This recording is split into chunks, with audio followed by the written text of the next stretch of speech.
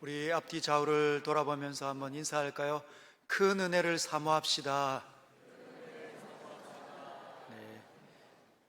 사랑하는 서현의 성도 여러분, 은혜를 받으시길 바랍니다.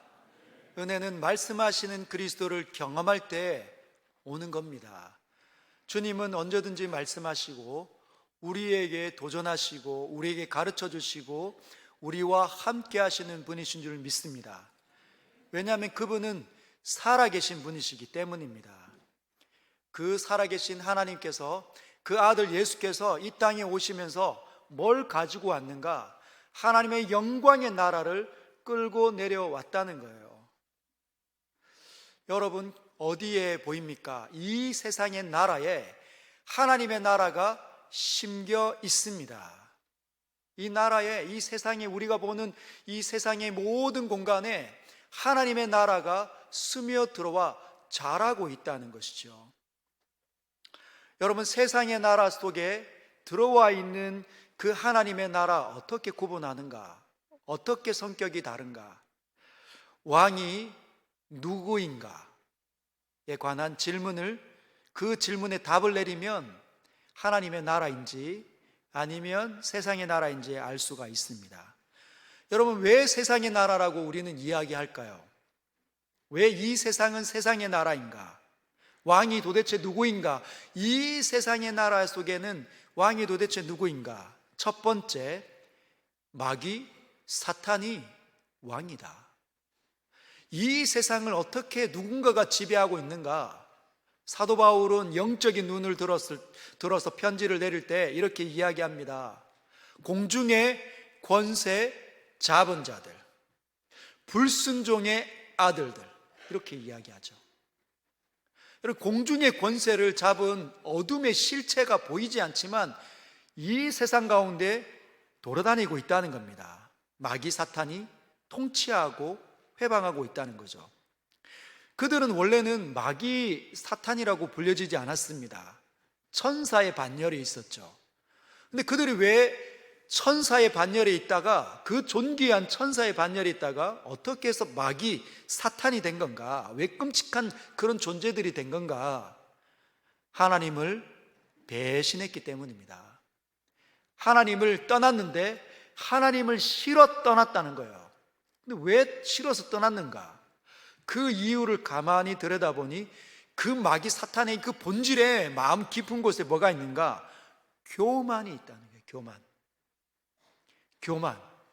여러분, 이 교만은 굉장히 큰 겁니다. 교만은 이런 거죠. 나보다 잘난 존재를 못 견디는 겁니다. 누군가가 나보다 더 잘난다, 그러면 못 견디는 거죠. 끌어내려야 합니다. 또는 내 밑에 있는 존재들이 막 치고 올라온다, 견딜 수 없는 거죠. 밟아줘야 합니다. 절대로 올라오지 못하도록. 그게 뭐냐? 교만이에요. 교만. 여러분, 이 마귀 사탄이 뭐라고? 하나님을 견디지 못하는 겁니다. 자신보다 더 우월한 존재인 뛰어난 그 절대자를 인정할 수가 없습니다. 그래서 하나님을 떠난 거예요. 하나님을 배신했습니다. 그러면서 이 세상 내에 나와서 뭘 하느냐? 세상을 어지럽히는 거죠.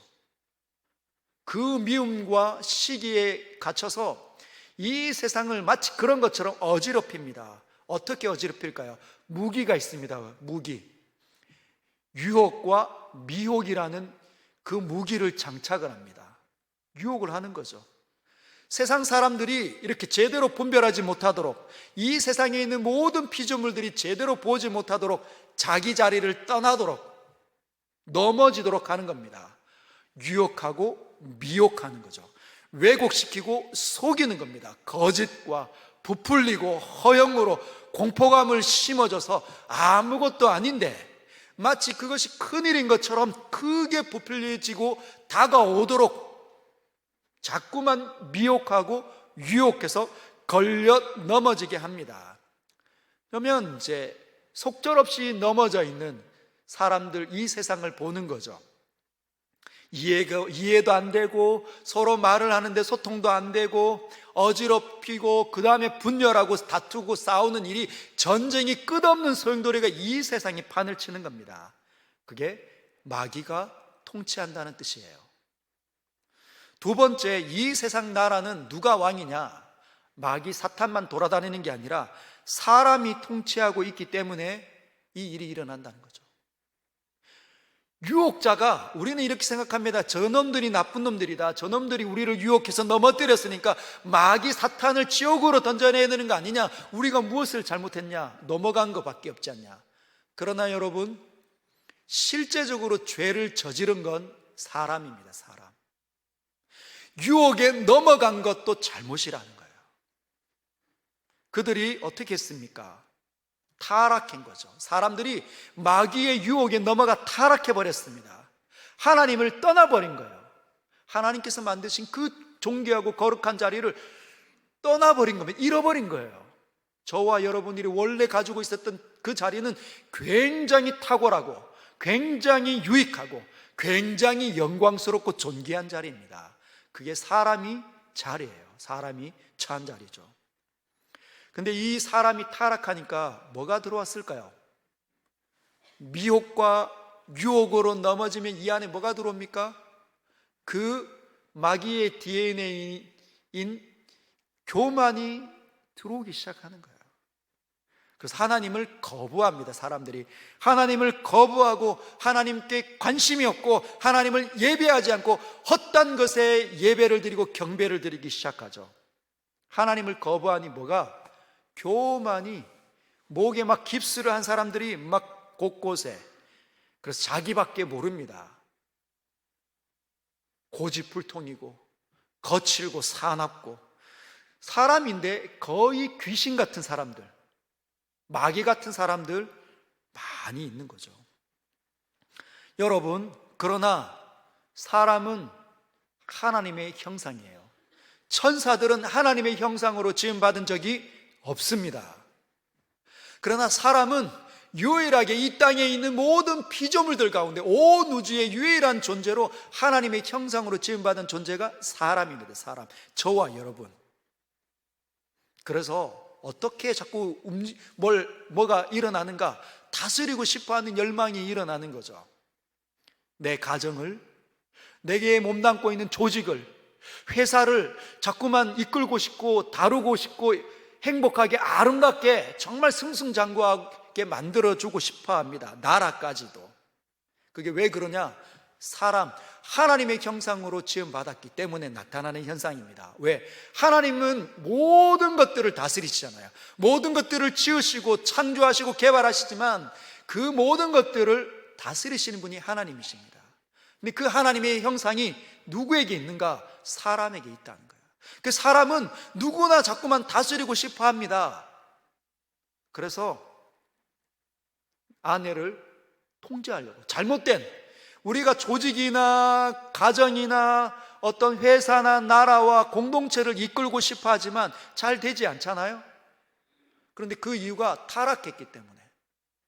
이 타락한 본성이 우리를 지배할 때 잘 되지 않아요. 해낼 수 있는 것처럼 생각하지만, 배워서 아는 것 같지만, 들었기 때문에 해낼 수 있지만 안 됩니다. 막상 외우면 무섭고 어색하고 쉽지 않다는 거죠. 그리고 마귀가 옆에서 자꾸 소동시킵니다. 부풀리고 공포감을 조장하고 아무것도 아닌데 큰 것처럼, 큰일 터진 것처럼 만드니까 속절없이 막 무너지는 거죠. 사람들을 보면 막 자꾸만 다스리는 이 안 되면서도 다스리려고 애를 씁니다. 결혼하면 남편이 아내를 막 지배하려고 하고, 아내도 적절한 힘을 갖추게 되면 시간이 지나면 남편을 막 소유하고 다스리려고 합니다. 근데 서로 다스려지지 않아요. 왜? 다스림 받고 싶어 하지 않기 때문에. 부모도 자녀들을 다스리고 싶어 합니다. 잘 이끌고 싶어 하죠. 그런데 잘 다스려지지 않습니다. 자녀들이 내 뜻대로, 부모의 뜻대로 잘 자라주지 않는 것처럼 보일 때가 한두 번이 아닌 거죠. 왜? 독립적인 존재니까. 그들도 마귀의 유혹에 넘어갈 수 있으니까. 여러분, 어린아이들도 마찬가지입니다. 어린아이들도 자기가 누군가를 자꾸만 통제하고 싶어 한다는 거예요. 엄마와 아빠도 통제하고 싶어 합니다. 만약에 엄마 아빠가 내가 원하는 거 들어주지 않으면 어떤 마음이 일어나죠? 짜증이, 화가. 갑자기 이해할 수 없는 미움에 사로잡히는 거예요. 엄마 아빠는 그렇게 사랑하고 아껴주고 많은 것들을 주는데 그걸 모르는 거죠, 아이들이. 왜? 분별이 안 되니까. 이것이 세상 나라의 본질입니다. 마귀가 다스리든지 타락한 사람들이 뛰어다니든지. 그래서 이 땅은 그렇게 시끄럽고, 그래서 어지럽고, 그렇게 늘 불안하고 늘 수고하지만 늘 전전긍긍하는 일이 일어날 수밖에 없는 거죠. 그럼에도 불구하고 그런 세상이 시간 속에 쭉 흘러오지만 여러분, 그런 세상 속에, 시끄러운 그 세상 속에 하나님의 영광의 나라가 뚫고 들어와 있다는 겁니다. 왜? 하나님 살아계시기 때문에. 하나님 살아계신 분이십니다. 그 하나님께서 기원이 영원부터 영원까지 하나님만큼 존재하는 존재도 아무것도 없다는 거죠. 그분이 이 세상을 창조했기 때문에 그냥 내버려 두지 않습니다. 그분의 영광이 망가지는 것을 절대로 참아두지 않는다는 것이죠. 그 속으로 뛰어들어가 하나님 나라를 심으십니다. 여러분, 아무도 못 막습니다. 하나님께서 하나님 나라를 이 땅에 스며 들어가게 할 때는 아무도 못 막고 아무도 거부할 수 없고 아무도 하나님을 이길 수 없기 때문에 하나님 나라가 심겨오는 거죠. 하나님께서 저와 여러분들을 선택한 줄 믿으시길 바랍니다. 우리를 부르시고 우리 안에 하나님 나라를 밀어 넣으시면, 스며들게 하면 우리 모두 다 거부할 수 없게 된다는 거죠. 하나님 나라가 내 속에서 어느 날 자라게 된다는 거예요. 마귀와 사람이, 오래된 사람의 그 색깔들이, 가치관들이 다스렸던 그 나의 인생 가운데 하나님의 다스림이 시작될 수 있다는 거죠. 그 이야기를 오늘 본문이 이야기해 주고 있습니다. 잠깐 한번 살펴볼까요? 4장, 마가복음 4장 1절을 같이 한 목소리로 읽어보도록 하겠습니다. 시작. 예수께서 다시 바닷가에서 가르치시니 큰 무리가 모여들거늘 예수께서 바다에 떠 있는 배에 올라앉으시고 온 무리는 바닷가 육지에 있더라. 예수께서 다시 바닷가에 나가셨습니다. 그리고 가르치시기 시작하셨습니다. 여러분, 예수님이 누구십니까? 하나님의 아들이시잖아요. 전능자 아닙니까? 입에서 말씀이 열릴 때 그 말씀이 연결되는 사람들마다 회복되고 하나님 마음이 막 시원해지고 하니까, 그런 엄청난 일들이 막 몰아닥쳐 오니까 사람들이 막 몰려오는 겁니다. 소문에 소문을 타고 이곳에서 저곳에서 사람들이 막 꾸역꾸역 모여드는 거죠. 그러니 예수님께서 그 인파에 떠밀려서 자동적으로 바다에 떠 있는 배에 올라가셨어요. 그리고 무리는 예수의 말씀을 듣기 위해 귀를 세우고 있습니다. 누군가가 옆에서 저거 누구야? 라고 막 떠들기 시작하면 쉿! 시끄러워! 안 들려! 가만히 있어! 하지 않았겠습니까? 예수님의 입에서 나오는 어마어마한 그 말씀을 듣고 싶어서 구름대와 같은 사람들이 몰렸으니 조용한 그 상황 가운데 예수께서 말씀하십니다. 여러분, 이렇게 예수님 앞에 나왔던 사람들의 이유가 뭘까요? 그 사람들이 예수님 앞으로 나와왔던 이유들은 뭘까요? 다양한 이유가 있을 것 같습니다. 병에 걸렸으니까, 불치병에 걸렸으니까, 몸이 너무너무 괴로우니까 저분 만나면 고침받을 수 있다. 저분이 침 탁 뱉어가지고 으개가지고 막 눈 발랐더니 눈 떴다는 이야기도 듣고, 옷자락만 만졌더니 막 병이 나왔다는 이야기도 듣고, 귀신 들려가지고 소리 지르는 사람들이 있는데 꾸짖었더니 멀쩡해졌다는 이야기를 들으니 예수님께 나아가고 싶은 거죠. 여러분이라면, 지금 예수께서 이 자리에 계시다면 그렇게 소원을 품고 나아가지 않겠습니까? 두 번째 부류는 먹고 살기 힘드니까 그 시대에 이 세상에 있는 경제력, 부를 10%밖에 안 되는 그 인구가 다 갖고 있다고 합니다. 예를 들면 100명의 사람이 존재한다면 10명이 그 전체의 90%의 부를, 경제를 다 가지고 있는 거예요. 그 나머지 90%는 뭐냐? 다 하층민들. 먹고 살기가 굉장히 어려운 거예요. 10%밖에 안 남은 그 경제력을 나머지 90%가 가지려고 하니까 맨날 싸우는 겁니다. 그런데 예수께서 오셨어요. 오병이어의 기적을 일으킵니다. 소문을 듣고 나도 저분이면 평생 먹고 사는데 생존하는데 어려움이 없겠지. 두 번째, 마음에 위로가 필요한 사람. 마음이 너무너무 고통스러운 겁니다. 염려가 찾아왔는데 떠나지 않는 거예요. 늘 울상하고 있는데, 늘 고통스러워하고 있는데 예수께서 오셨다는 이야기를 들으니 가고 싶은 거죠. 그런데 이런 사람들 말고 궁금해서 온 사람들도 있을 겁니다. 예수가 도대체 어떻게 생긴 사람일까? 기적을 베푼다는데 도대체 어떤 기적이 일어나는가? 궁금해서 찾아온 사람들도 있을 겁니다.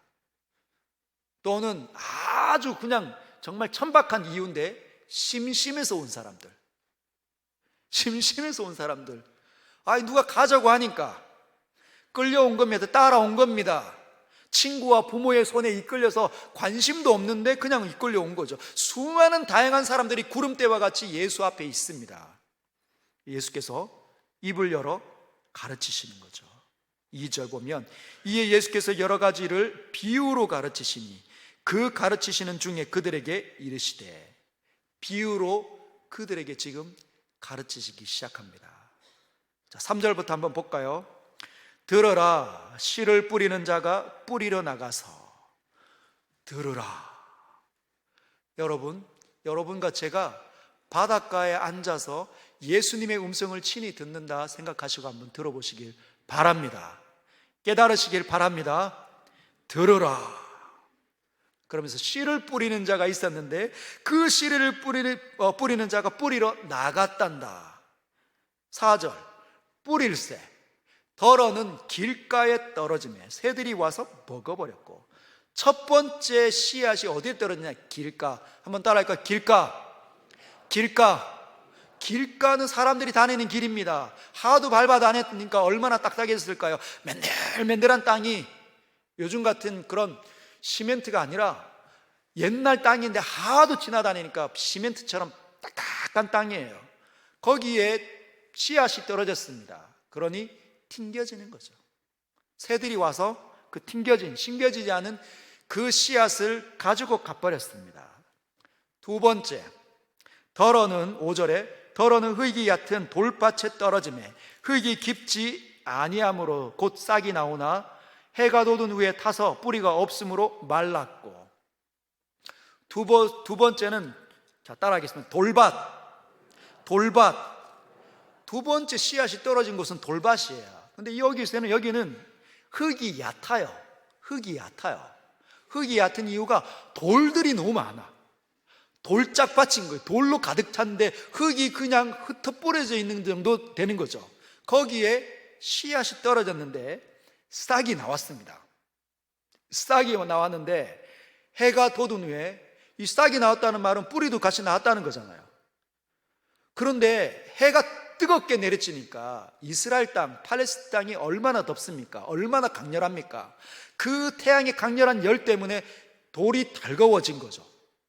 그러니 씨앗이, 뿌리가 타버린 거예요. 말라버린 거죠. 세 번째 씨앗이 등장합니다. 7절에 보면 덜어는 가시떨기에 떨어지며 가시가 자라 기운을 막음으로 결실하지 못하였고. 덜어는 가시떨기. 한번 따라 할까요? 가시떨기. 여러분, 떨기는 이 작은 수풀을 의미합니다. 이 땅에 붙어 있는 작은 수풀. 그런데 이 수풀에 뭐가 있냐? 가시가 자라는 거예요. 거기에 씨앗이 떨어졌습니다. 씨앗이 떨어져서 이제 뿌리 내리고 자라려고 하는데 가시가 갑자기 쫙 뻗어서 막아버린 거예요. 햇볕도 보이지 않고 무성하게 확 막아버린 겁니다. 결실하지 못하였고. 네 번째는 8절에 덜어는 좋은 땅에 떨어지매 자라 무성하여 결실하였으니 30배나 60배나 100배가 되었느니라 하시고. 마지막입니다. 한번 따라할까요? 좋은 땅에 떨어진 거예요. 여러분, 좋은 땅이 어디입니까? 농사하기 좋은 땅이 어디죠? 물렁물렁하고 부드럽고, 그리고 온갖 그런 영양분이 가득한 땅, 돌들이 다 이미 경작되어져서 다 이제 이렇게 치워져 있는 거죠. 그런 땅에 씨앗이 들어갔더니 30배, 60배, 100배의 결실을 맺었습니다. 열매가 풍성하게 자랐다는 거예요. 그러면서 오늘 우리가 마지막에 읽었던 것처럼 또 이르시되 들을 귀 있는 자는 들으라 하시니라. 이렇게 하고 오늘 본문이 마무리됩니다. 여러분, 뭐 깨달음이 오십니까? 자, 하나씩 해석을 할 텐데 10절을 한번 보면 이렇게 되어져 있습니다. 같이 한번 읽겠습니다. 시작. 예수께서 홀로 계실 때에 함께한 사람들이 12제자와 더불어 그 비유들에 대하여 물으니, 자, 예수님이 지금 홀로 계실 때가 찾아왔어요. 근데 함께한 사람들이 12제자와 함께 이 비유에 대해서 묻기 시작했습니다. 예수님께서 바닷가에서 이 비유를 말씀하셨는데 그때 이걸 설명해 주지 않았어요. 언제 설명해 줍니까? 제자들이 또는 그 함께한 사람들이 제자들과 함께 나와 예수에게 물을 때, 근데 그 예수님이 지금 홀로 계시다는 겁니다. 이게 지금 무엇을 의미할까요? 구름대와 같이 수많은 이유를 가지고 예수님 앞으로 나와 예수님 말씀을 들었던 사람들이 대부분이 다 가고 없다는 거예요. 대부분 사람들이 가고 없습니다. 나가 떨어진 거예요. 왜 떨어졌을까요? 예수님이 사람들 그 이야기를 하고 이곳저곳으로 다니는데 피곤한 거죠. 저게 무슨 소리야? 내가 지금 이 병 때문에 나왔고 마음이 괴로워 나왔고 수만 가지 이유 때문에 나왔는데 지금 저 씨 뿌리는 비유 저 왜 한 거냐는 거예요. 나하고 무슨 상관이 있냐는 거죠. 그러니 자꾸 따라가는데 말만 하시니까 귀찮고 재미가 없는 겁니다. 관심이 떨어지기 시작했어요. 그래서 그 자리에 있지 않습니다. 하나둘씩 집으로 다 간 거예요. 자기 집으로 다 들어갔습니다. 그럴 때 남아있는 사람들이 도대체 그 비유가 뭔지 너무너무 궁금한 겁니다. 비로소 물은 거죠. 주님, 무슨 뜻입니까? 예수님께서 14절부터 그 비유를 말씀하십니다. 하나씩 보도록 하겠습니다. 14절. 뿌리는 자는 말씀을 뿌리는 것이라. 할렐루야. 여러분, 이 씨앗을 뿌렸는데 이 씨앗이 뭐라고요? 말씀. 여러분, 우리 예수님께서 뭐 하시는 분이십니까? 말씀하시는 분이세요. 말 걸어 오시는 분이십니다. 태초에 하나님께서 말씀으로 모든 것들을 창조하십니다. 살아있고 뛰고 행복해하고 즐거워하도록 모든 것들이 만족하는 퍼펙트한 순간은 언제? 말씀이 세상에 선포되고 말씀이 움직일 때라는 거예요. 예수께서 다시 오셔서 뭐라는 겁니까? 이 어지럽고 시끄럽고 염려와 고난이 많은, 슬픔이 많은 이 세상에 살아가는, 세상 나라에 살아가는 사람들에게 뭘 지금 주는 거죠? 말씀. 왜? 하나님 나라를 이끌고 왔기 때문에. 여러분, 세상 나라 속에 하나님 나라는 다른 겁니다. 눈빛이 다르고 마음이 다르고 행동이 다르고 하나님의 아름다움이 늘 가운데, 우리의 삶 가운데 불어오는 것이 바로 하나님 나라의 신비예요. 말씀을 받아내시길 주님의 이름으로 축복합니다. 축복합니다. 여러분, 그런데 이렇게 되어져 있어요. 15절에 첫 번째, 말씀이 길가에 뿌려졌다는 것은 딱딱한 그 길에 말씀이 덜어 떨어졌습니다. 이들을 가르킴이니 곧 말씀을 들을 때에 사탄이 즉시 와서 그들에게 뿌려진 말씀을 빼앗는 것이요. 여러분, 말씀이 길가에 뿌려졌다는 건 하나님의 말씀이 떨어졌는데, 여러분 2000년 전에 그 바닷가 앞에서도 하나님의 말씀이 떨어졌지만 2000년이 흐르는 그 순간에도 지금까지, 오늘 이 순간까지 하나님의 말씀이 선포됩니다. 할렐루야. 그런데 어떻게 반응하고 있냐? 말씀을 들을 때 사탄이 즉시 오는 겁니다. 말씀이 여기 떨어지자마자 사탄이 즉시 갖고 가버리고, 왜? 튕겨져 나오는가? 왜? 여기에 교만이, 딱딱함이, 마음의 강팍함이 있는 거죠. 마음이 냉랭한 겁니다. 이건 어떤 것을 의미할까요? 여러분, 바닷가에 나왔던 수많은 인파들 가운데 이 첫 번째 종류, 길가에 뿌려진 사람의 종류들이 제일 많습니다. 그러면 오늘날에도 마찬가지예요. 오늘날에도 예수 믿는다고 말하는 수많은 사람들이 있는데 하나님의 말씀이 떨어지는 그 순간 앞에 앉아있는 사람들 가운데 길가에 떨어지는 사람들이 제일 많을 수도 있다는 거예요. 왜? 예수에 대한 생각이 아직 열려지지 않았어요. 성령의 터치가 없는 겁니다. 마음에 여전히 관심이 생기지 않는 거죠. 귀찮고 예배가 지루합니다. 늘 일전에도 말씀드렸지만 주보를 봅니다. 오늘은 묵상노트 목사님 이거구나. 예배 한 끼는 뭐였지? 또 보는데 또 재미도 없는 것 같고 또 보고 누가 선검했는지 찾아보고 이 사람 우리 교회 다니는구나. 늘 보는 거예요. 지난주에 얼마 했는지 또 보고 하다가 이게 재미가 없으니까 이게 졸기 시작합니다. 졸다가 눈 떴는데 아직도 설교하고 있어요. 늘 다시 또 눈 감습니다. 눈 감다가 또 하면은 이제는 하면은 눈 뜹니다. 희한하죠. 이제는 하면 끝났구나 하고 깊은 잠에 빠진 사람들도 탁 뜨는 거예요. 딴 생각으로 시간이 다 지나가도록 그냥 내버려 두는 거죠. 개그나 웃긴 예화가 등장하면 막 웃고 같이 마음 쏟는데, 아니 무슨 목사님 이야기 간증이나 스토리가 나오면, 누구 사람 이야기가 나오면 그거는 좀 들릴만 한데 성경을 풀기만 하면 잠이 쏟아진다. 성경이 지루하다 그러면 바로 이 상태.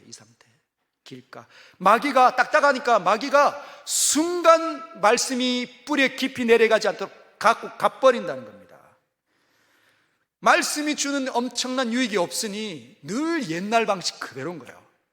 신앙생활 하는데 늘 똑같은 겁니다. 나는 교회 다니는데 왜 내 삶이 안 달라지지 생각하는 거죠. 그게 첫 번째. 두 번째 16절, 또 이와 같이 돌밭에 뿌려졌다는 것은 이들을 가리킴이니 곧 말씀을 들을 때에 즉시 기쁨으로 받으나 그 속에 뿌리가 없어 잠깐 견디다가 말씀으로 인하여 환난이나 박해가 일어나는 때에는 곧 넘어지는 자요. 여러분, 두 번째 사람들이 또 많겠죠. 첫 번째 부류가 제일 많다면 두 번째 부류도 꽤 많습니다. 근데 첫 번째 길가는 달라요. 길가와는 다릅니다. 왜? 은혜를 경험한 거죠. 말씀을 기쁨으로 받았습니다. 말씀이 들을 때 깨달음이 있는 거죠. 그렇구나, 저거 바른 것 같아. 나도 그렇게 살아야 되겠다. 그래, 그렇구나 라고 깨달았지만, 찬양도 하고 기도도 하고 있는 것 같지만 뭐합니까? 뿌리가 없어. 뿌리가 이게 나오긴 하는데 뭡니까? 얕아가지고 고난이나 어려움이나 박해가 일어나면, 핍박이 일어나면 타버린다는 거예요. 넘어져 버린다는 겁니다. 어떤 분들이 그런 얘기를 해요. 뿌리가 없다. 이 뿌리가 없다, 이걸 어떻게 적용하냐? 신앙의 가문의 뿌리가 없다, 이렇게 적용하는 사람들이 있던데 그거는 잘못된 적용입니다. 그런 거 아닙니다. 마음대로 해석하시면 안 돼요. 이렇게 얘기하는 거죠. 혼자 믿으니까. 신앙의 일대는 너무 힘들어. 왜? 기도해 주는 사람이 없으니까. 기도해 주는 어머니도 없고 기도해 주는 할아버지도 없으니까, 할머니도 없기 때문에, 할아버지도 없기 때문에 그래서 이렇게 힘들어져서 넘어지는 거야. 그런 해석이 아닙니다. 어떤 해석일까요? 신앙의 뿌리가 없다는 말은 내 이 신앙적인 가치관이 잘 형성되지 않았음을 의미하는 거예요. 거듭났는데, 새로워졌는데, 다시 태어났는데 새로운 관점으로 성장해야 되는 이 관점이 아직 성장되지 않은 거죠. 여러분, 그래서 어떻게 합니까? 고난과 어려움이 해석이 되지 않는 거예요. 고난이 찾아왔는데, 어려움이 찾아왔는데 해석이 안 됩니다. 여러분, 예수님 믿고 난 다음에 모든 길들이 장밋빛입니까? 장밋꽃입니까? 꽃길만 걷습니까? 안 그렇습니다. 고난이, 역경이 틈틈이 우리 삶 가운데 일어나요. 다 이해가 안 됩니다. 그러나 하나님의 손에 의해서 주어질 때는 무언가 교훈할 때가 있고, 무언가 성장 때문에 그것이 우리에게 주어질 때가 온다는 거죠. 그런데 신앙의 가치관이 안 서 있으니까, 안 자랐으니까, 어린아이 수준이니까 뭐라고 합니까? 고난을 겪을 때, 어려움을 겪을 때 하나님께서 나를 미워하시나 봐. 하나님 나 싫어하시나 봐. 나를 사랑하신다면 내가 어떻게 이 고난에 처하도록 하나님 그냥 내버려 두실 수가 있는가? 고난이 해석이 안 되는 거죠. 신앙의 가치관이 안 자란 겁니다. 내가 왜 이 세상에 존재하는지, 그리고 이 세상 속에서 무엇을 하며 살아야 되는지 잘 모른다는 거예요. 돈과 시간이 나에게 주어졌는데 이전과는 다르게 돈과 시간을 내가 어떤 방식으로 사용해야 되는지 하나님의 관점으로 열려지지 않았기 때문입니다. 가정도 그렇고 직장도 그런 거예요. 여전히 길가나 돌짝밭은 뭐가 주인입니까? 내가 주인입니까? 네, 내가 관점이죠. 내가 어려우니까, 내가 이해가 안 되니까, 나만 힘들고 나만 어렵고 나만 고통스럽고 저 사람 왜 저렇게 잘 되고, 내가 여전히 왕으로 다스려지고 있기 때문에 나타나는 현상들입니다. 세 번째는 가시떨기입니다. 세 번째는 가시떨기. 18절. 또 어떤 이는 가시떨기에 뿌려진 자니 이들은 말씀을 듣기는 하되, 듣는 거죠. 들리는 겁니다. 듣기는 하되 세상의 염려와 재물의 유혹과 기타 욕심이 들어와 말씀을 막아 결실하지 못하게 되는 자요. 왕이 내가 아니지만 이 케이스는 뭡니까? 세상의 가치관이 연연히 끌어당기는 겁니다.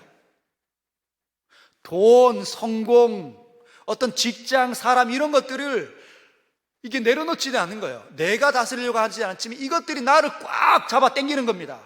움직여지지 않는 거예요. 마치 그물에 걸린 새처럼 날아가고 싶지는 안 날아가지는 겁니다. 왜? 걸려 있으니까.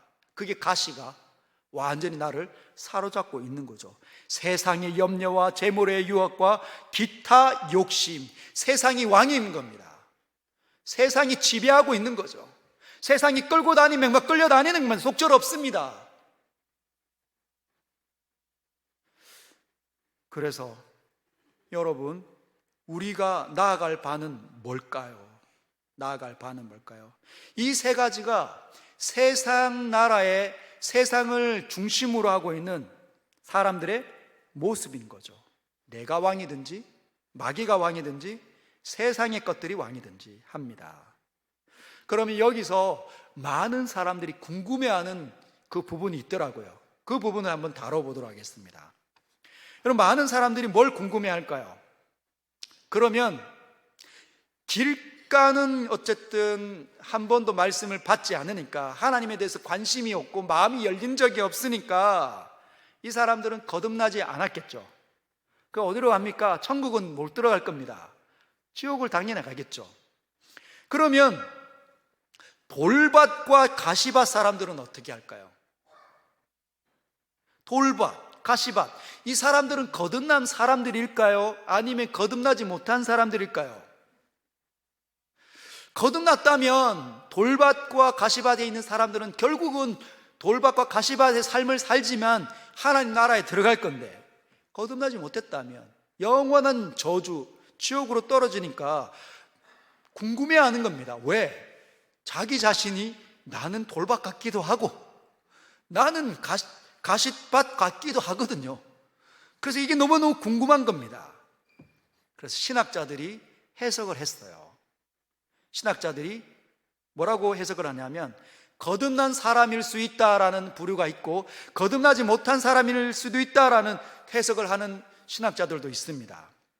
자, 첫 번째, 이들은 돌밭과 가시밭은 거듭나지 못한 사람이 분명하다 해석하시는 분들이 있습니다. 이유가, 돌밭에 있는 사람들, 박해가 일어났을 때 어려움과 고난을 해석이 안 돼가지고 넘어졌다는 그 말, 넘어졌다는 이 말에는 그냥 침체만 있는 게 아니라 세상으로 다시 돌아갔다라고 해석을 한다면 그들은 거듭나지 못한 사람들일 수 있다. 그리고 여전히 세상 염려와 기타 욕심의 재물 때문에 그 유혹에 뿌리치지 못하는데 어떻게 하나님 나라를 받겠냐. 이들은 거듭나지 못한 사람들일 수 있다. 여전히 그 중심이 자기가 왕이 아니냐, 킹덤 오브 갓, 하나님의 나라가 열리지 못했을 수 있다, 그렇게 해석하는 신학자들도 있습니다. 두 번째는 아니다, 이들도 거듭난 성도들, 신자들일 수 있다. 왜? 첫 번째, 돌밭은 기쁨으로 말씀을 받았으니까. 기쁨으로 말씀을 받는 게 이게 아무나 일어나냐? 하나님께서 건드리셔서 은혜를 주시는 사람들만이, 믿음이 열린 사람들만이 이렇게 되는 거 아니냐? 그러니 거듭난 것이다. 그리고 가시밭에 있는 사람들도 말씀을 듣지 않느냐, 자랐지 않느냐, 그렇기 때문에 하나님 나라에 들어간 성도일 수 있다. 우리 모두 다 성도의 길 속에 영적인 침체를 경험하기도 하기 때문에 돌밭과 가시밭은 거듭난 사람일 수도 있다, 이렇게 해석을 합니다. 여러분들은 어떻게 해석을 하시겠습니까? 저는 둘 다 해석이 가능하다고 생각합니다. 왜?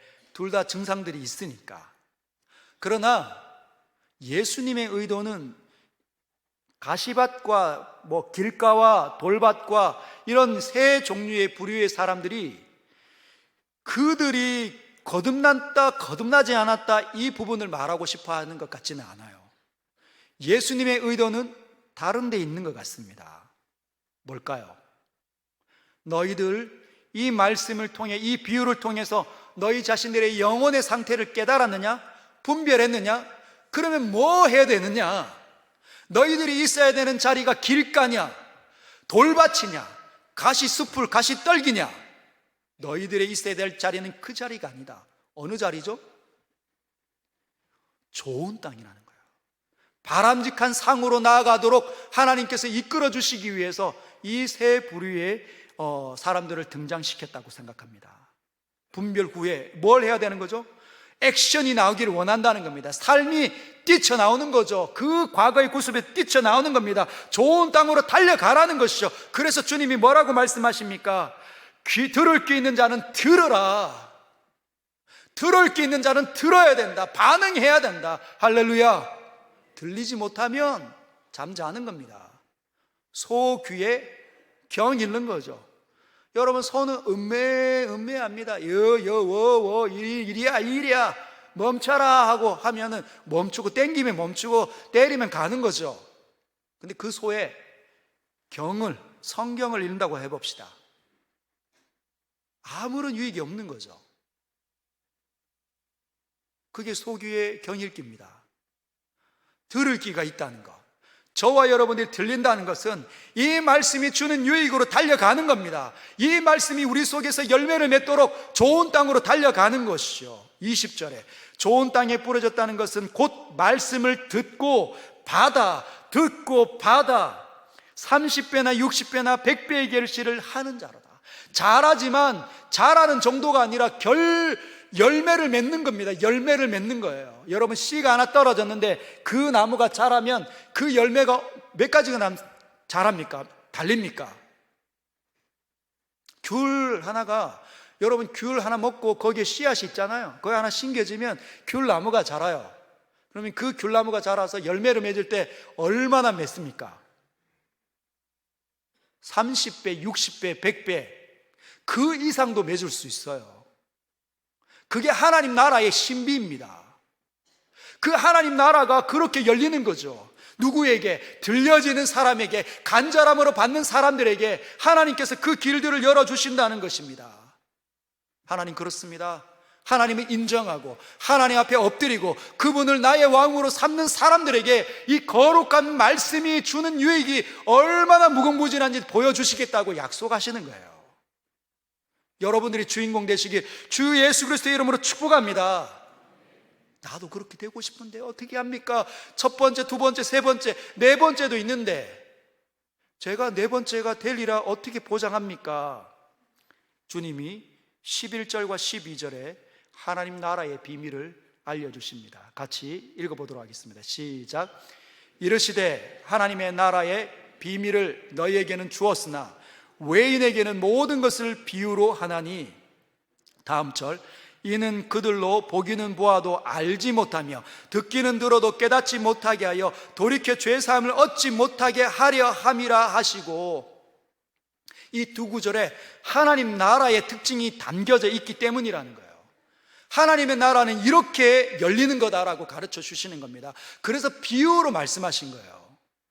어떤 특징을 갖고 있을까요? 하나님의 나라의 특징 첫 번째, 누구나 가능하지만 아무나는 아니다. 한번 따라할까요? 누구나 가능하지만 아무나는 아니다. 여러분, anyone but not everyone, 모든 사람이 들어갈 수 없어요. 누구나 가능합니다. 저와 여러분들이 다 가능해요.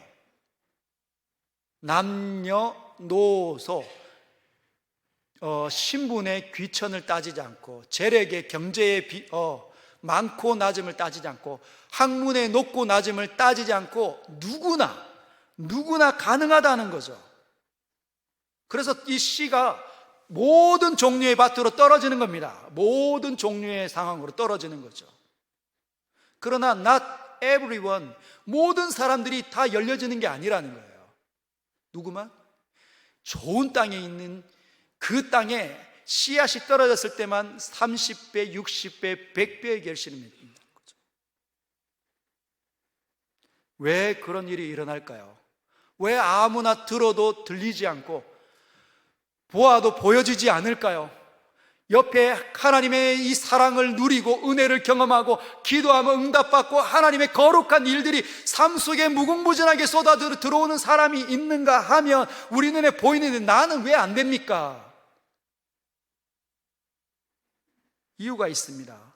첫 번째, 그게 존귀한 나라이기 때문에, 하나님의 나라가 너무너무 존귀하기 때문이에요.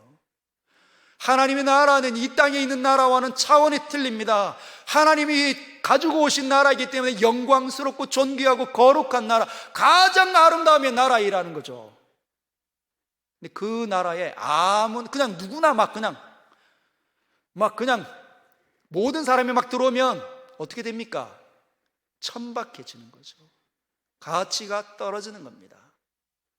하나님의 사랑을 깨닫지 못하는 사람들이 막 들어와서 먹고 마신다. 자기밖에 모르는 사람들이 거기 와서 먹고 마신다. 어지럽혀지는 거죠. 세상 나라와 하나님 나라가 구분이 되지 않습니다. 어떤 사람들이? 하나님을 존중하는 사람들이, 나는 죄인이었구나, 나는 이렇게 구제불능이구나, 나는 이렇게 게으르구나, 그럼에도 불구하고 하나님이 나를 이렇게 불쌍히 여기시고 나에게 은혜를 주셨구나, 겸손하게 받는 겁니다. 감사한 거죠.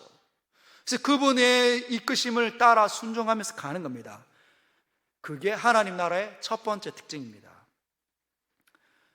아무나 못 간다. 누구에게나 열려지지만 아무나 못 간다.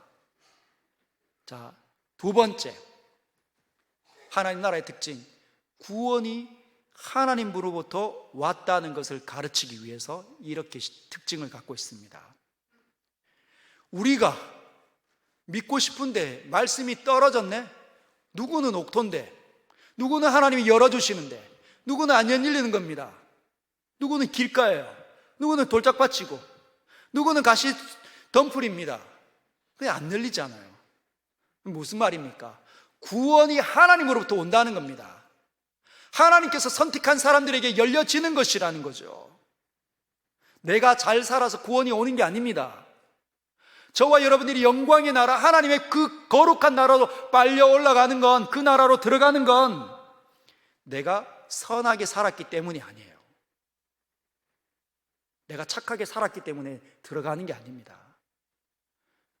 예수 믿고 나서 착해지는 건 그분의 사랑 때문에, 그분의 감격 때문에, 그분의 나라에 들어와서 그분의 다스림을 받다 보니 착해지는 것이지, 착하기 때문에 그분 나라로 들어가는 게 아니에요. 이 순서를 까먹으시면 안 됩니다. 많은 사람들은, 어떤 설교자가 유튜브에서 그런 얘기를 하시더라고요. 유명하신 분인데, 여러분 착하게 살려고 노력하지 마십시오. 근데 그렇게 말하면 사람들은 혼용합니다. 그게 무슨 말일까요? 그분이 말하는 의도가 있어요. 착한 것으로 구원받을 수 있는 게 아니다라는 거예요.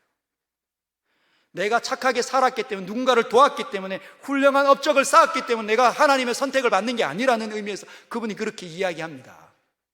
그러나 그냥 착하게 살지 마십시오 하면 사람들이 혼용하는 거죠. 여러분, 그러나 우리는 착하게 살아야 됩니다. 언제? 하나님의 다스림 가운데 있기 때문에. 너희는 세상의 빛이요 너희는 세상의 소금이라고 말씀하셨기 때문에 모든 착함과 모든 선함을 나타내라고 주님께서 우리에게 요구하고 말씀하시고 도전하시고 명령하시기 때문에 우리는 이 땅에서 하나님 나라 안에 들어와 그분의 말씀을 먹고 마시다 보니 선해져 가는 거예요. 욕심을 내려놓는 겁니다. 그분이 다스리니까, 그분이 나에게 찌르시니까, 그분이 나를 가르쳐 주시니까 그렇게 하나둘씩 사라지는 거죠. 그러나 여러분, 착하게 살면 안 된다, 이거는 비기독교입니다. 제대로 분별력을 가지십시오. 그러면 우리는 무엇을 해야 할까요? 구원이 나로부터 시작되는 게 아닌데 뭘 해야 합니까? 만약에 내가 길 까고 돌짝 받치고 그럼 가시덤불이라고 생각하는 우리는 어떻게 해야 할 건, 내 삶이 그랬던 것 같은데 나는 그러면 그 지옥으로 가야 됩니까? 그거 하나님 잔인하신데. 아닙니다. 세 번째가 있습니다. 그게 뭡니까? 지금 나에게 찾아온 기회를 소중히 여기라는 거죠. 그게 들을 게 있는 자는 들으라는 말씀 가운데 담겨있는 하나님의 음성입니다. 지금 이 기회를 잃어버리지 말라는 겁니다. 그냥 이해가 안 됐기 때문에 다 도망가고 떨어져 나가지 말라는 거죠. 자기의 삶의 자리로 들어가지 말라는 겁니다. 하나님의 통치 아래로 들어가라는 거죠. 사랑하는 성도 여러분, 우리는 이 세상을 지금 보고 있습니다. 그리고 문만 열면 세상의 사람들이 어떻게 살아가고 있는지 우리는 다 압니다. 그 속에 살던 우리가 지금 이 순간 영원하신 하나님, 살아계신 하나님, 영으로 존재하신 하나님 앞에 예배를 드리고 있습니다. 이때 주님이 우리에게도 도전하십니다. 너는 어떻게 할 거니? 너는 어떻게 할 거니? 너는 어떤 사람이 되기를 원하니? 이 기회를 어떻게 여기길 원하니? 나의 사랑 안에 거하라고 주님이 말씀하시고 도전하시는 걸 여러분 반응하시길 바랍니다. 그래서 여러분의 이 존귀함을 땅에 떨어뜨리지 마십시오. 여러분, 씨앗이 떨어지면 자라는데 30배, 60배, 100배의 결실을 맺습니다. 저는 이 서연교회에서 그런 일이 일어나는 거 보고 싶습니다. 저분은 학력이 박사시고 저분은 돈이 많으시고 사업체를 여러 개 이끄시니까 저 많은 것을 하시지, 그런 분 말고 나 진짜 아무것도 아닌 것 같은데, 근데 하나님의 은혜를 받고 하나님 뜻대로 걸어가다 보니 하나님께서 나와 함께 하시기 때문에 나는 정말 아무것도 아닌데 사람들이 나에게 붙여지는 것, 내가 그 자리로 가서 열매를 30배, 60배, 100배의 결실을 맺어 하나님을 영화롭게 하는 것, 그런 분들 보고 싶습니다. 옆에 사람들이 주인공 되는데 여러분 그냥 가만히 있으시겠습니까? 저분은 나이가 많으니까 안 돼, 그건 세상의 가치관입니다. 저분은 돈이 없어서 안 돼, 학력이 짧으니까 안 돼, 이제까지 아무것도 못했으니까 안 돼. 누구의 가치관입니까? 마귀나 세상의 속삭임 아닙니까? 유혹하고 넘어뜨리고 왜곡시키는. 하나님은요, 우리에게 절대로 그렇게 말씀하신 적이 없습니다. 내가 너와 함께 하노라, 너를 지명하여 불러나니 너는 내 것이라. 네가 불 가운데 지날 때에도 불이 너를 사르지 못할 것이요, 물 가운데 지날 때에도 물이 너를 침몰하지 못할 것이다. 여러분, 이 말씀이 여러분의 것이 되시기를 주님의 이름으로 축복합니다. 축복합니다.